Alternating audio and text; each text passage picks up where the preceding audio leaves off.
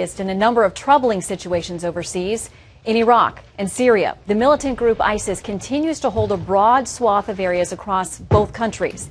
The Iraqi military, which stood by as ISIS moved closer to Baghdad, has now launched a series of targeted airstrikes aimed at pushing ISIS back. In Syria, where President Obama asked Congress to provide $500 million to train rebel fighters, the rebel chief has warned of a humanitarian disaster without more assistance in the face of fierce infighting. Now, to cover all of this from Pennsylvania, we have Senator Bob Casey joining us, and here in studio, Wyoming Senator John Barrasso. Welcome to you both. Thank you. Thanks for having me, Shannon. Well, let's start here. Good to be with you, Shannon. Senator Casey, thank you very much. I want to start by asking both of you for your reaction. We'll start with Senator Barrasso to the events in Israel. Well, obviously, our hearts go out to all of those families involved. There will be justice. I believe that. We hear that from the ambassador. There's obviously emotions. There's been revenge, senseless violence, and you worry about it spiraling downward. And Senator Casey? Shannon, whether it's the killing of 3 Israeli teens or the killing of a Palestinian teenager, in both instances we have to condemn acts of violence in the strongest possible terms, number one. And number two, the justice systems in both places has to take care of this now. And you heard from the ambassador the commitment the Israelis have to bringing their own people to justice. And I have no doubt now that we see the news of 6 arrests that they will do that, because Israel is a place where the rule of law still prevails. I would hope and I would expect that the Palestinians would do the same thing, but that remains to be seen. But we're heartened by the news that at least arrests have been made and the justice system is proceeding. All right, I want to turn to new video that purports to show the leader of the group, ISIS, now calling itself the Islamic State. He's speaking at a mosque in Mosul, and this is a bit of what he had to say, translated, of course, to English. The Mujahideen have been rewarded victory by God after years of jihad, and they were able to achieve that aim and hurry to announce the caliphate and choose the imam. Senator Barrasso, this is a man who was in custody for 4 years. When he left, reportedly said, "I'll see you in New York." Obviously been very successful across Syria and Iraq. How concerned are you? Very concerned. Concerned for the safety and security of the American people. Obviously, he feels emboldened by what this Islamic State has been able to accomplish. He must feel safe in that large area that they have taken control of, which shows you that when the United States leaves a vacuum, others will go in, others will fill it. Bad actors will show up, and we're seeing that right now. And my greatest concern is for what he intends to do, and I think they have the capability and the intent to attack the United States. And by the way, Iraqi officials say they're working to confirm that this is indeed about al-Baghdadi. So he purports to be. We'll see if it is. I want to play something that Ryan Crocker, former U.S. ambassador to Iraq, had to say on Wednesday about the situation. The Iraqis are not politically developed to the point where they can run the train on their own. We're wired into their system, and our effective disengagement in 2011, I think, led to a downward spiral that has brought us to where we are. Senator Barrasso, how much fault does the U.S. bear with what we're seeing happening now? Well, I believe that President Obama is projecting worldwide U.S. weakness, and I think that is hurting us all across the Middle East, but other places worldwide as well, including Russia and the Ukraine. So I think that the U.S. withdrawal has created this vacuum, which has allowed for this to happen, and it just emboldens others, invites them to act in a belligerent way, so that our friends no longer trust us, our enemies don't fear us. And when the United States says to our friends, you know, you're on your own, what that allows is to others that they come and get it. All right, Senator Casey, Iraq's current prime minister has taken a lot of heat of this. Nouri al-Maliki says he does intend to run for a 3rd term. Sounds like he is not stepping down, although there are a lot of calls for that. He's been accused of making the situation worse there in Iraq by not being more inclusive. This is what General Martin Dempsey, chairman of the Joint Chiefs of Staff, had to say earlier this week. Unless the Iraqi government gets the message out that it really does intend to allow participation by all groups, everything we're talking about makes no difference. So, Senator Casey, do you think that al-Maliki is capable of that, or do you think it's time for him to go? No, I don't think he's capable of it, Shannon. I think the last couple of years are testament to that. And in retrospect, I think probably both administrations put too much confidence in him. So we would hope, although we can't dictate, we would hope that the Iraqi people would choose a new leader to lead them forward. He has not had a government that's been inclusive. He's not taken the steps that are necessary to have a government of national unity.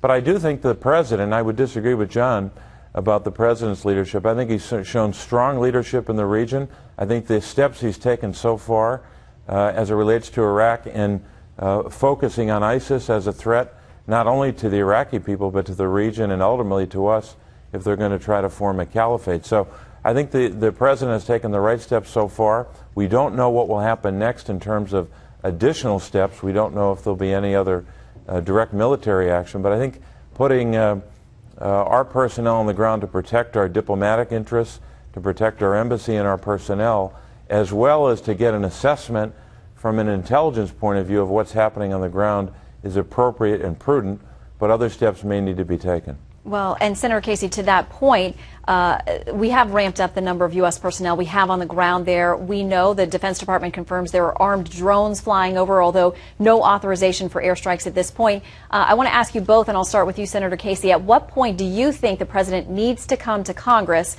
to authorize any further level of involvement in Iraq?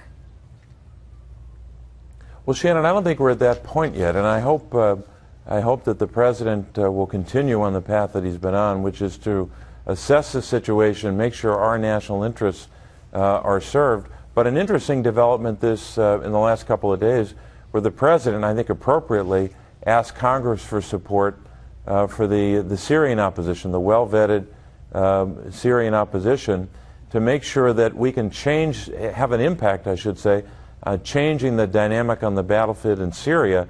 Because as we know, the moderate opposition in Syria is fighting, in a sense, a two-front war, fighting Assad and the barrel bombs and the brutality that he has put forth, as well as fight the Syrian opposition as well, fighting ISIS. So I think it's very important that the well-vetted Syrian opposition has the resources to be able to fight and to change the dynamic on the battlefield. If that changes, that will have a positive impact not only in Syria, but in Iraq as well. And Senator Casey, I want to come back to you on that point, but first give Senator Barrasso a chance to weigh in. Do you think at some point the president needs to come to Congress regarding our involvement in Iraq? And what would that point be for you? Well, if the president wants boots on the ground, yes, he must come to Congress in that situation. But a strong foreign policy means that when a president says something, that those words have meaning and will be followed through on. Like there was this, we talk about Syria. I support arming the rebels, training them, and there are 30 different groups, moderate groups, 6 larger groups within that with different interactions. So you're not exactly sure who to help and who they attack. You right now have Assad attacking ISIS. So no matter who do they fight, where do you train them? But I think the president does have to come to Congress for additional authorization. And the president, I think, really has not been leading. I want to know what the president's plan is. He bluffed with his red line in Syria. I think he was slow to recognize what was happening with ISIS. And we need a plan from a president who's engaged, not who seems to be just running out the clock. Well, and as Senator Casey mentioned, he has asked for this $500 million that would be aimed at appropriately vetted opposition forces in Syria. Senator Casey, you've been calling for that for a long time. Do you think we missed our window of opportunity there? Even if Congress goes along with this request, is it too little too late? I don't think it's too little too late. I would have preferred it happened earlier. But I do think, in response to what John said, I think that the president's request for support for the opposition in Syria is the beginning of a new approach and a strategy to have better success on the ground. I would also say that when it came to the debate last fall and the red line and the use of force, I'm not sure that transpired as I would have hoped. But I do think we should commend the administration for the result that they got. The removal of chemical weapons out of Syria is a substantial accomplishment. Not to say that we're certain that every single chemical weapon is out of there, but to have by one estimate, 100% of the chemical weapons secured and taken out of Syria, diminish the threat to Israel, diminish the threat to the region, and I think that's an accomplishment. We've got to have, I believe, much more of a bipartisan approach to Syria and to Iraq, and some of that will involve the President coming to Congress as it relates to Syria as well as Iraq. But I would agree with John when he said that there's no reason for combat troops in Iraq. And Senator Barrasso, I want to pivot to Iran and the talks restarting this week. There's been some skepticism on the Hill about dealing with Iran. There was bipartisan legislation proposed by Senator Menendez. Both you and Senator Casey signed on as co-sponsors of that. It would have some teeth for going after Iran if it doesn't comply with the deals and the deadlines. The White House immediately threatened to veto it. So for you, how will you define success with regard to the talks and that July 20th deadline? And the July 20th deadline is for the talks to be finished by then. This is now the end of the 6-month period. It seems to me that at this point, Iran has gotten everything that they've wanted. The sanctions have been released. They've gotten the freeze of the $7 billion in assets has been lifted, and they've given nothing so far. And if you've seen the YouTube video of the foreign minister of Iran, he seems like he's setting up to either blame the United States if it doesn't work or try to take credit if it does work. There's a letter signed by 83 senators that says how we define success, which is no ability to enrich at all, and significant inspections, a level of being able to see what they're really doing and getting around, and I think it's going to be very difficult for Iran to comply with that.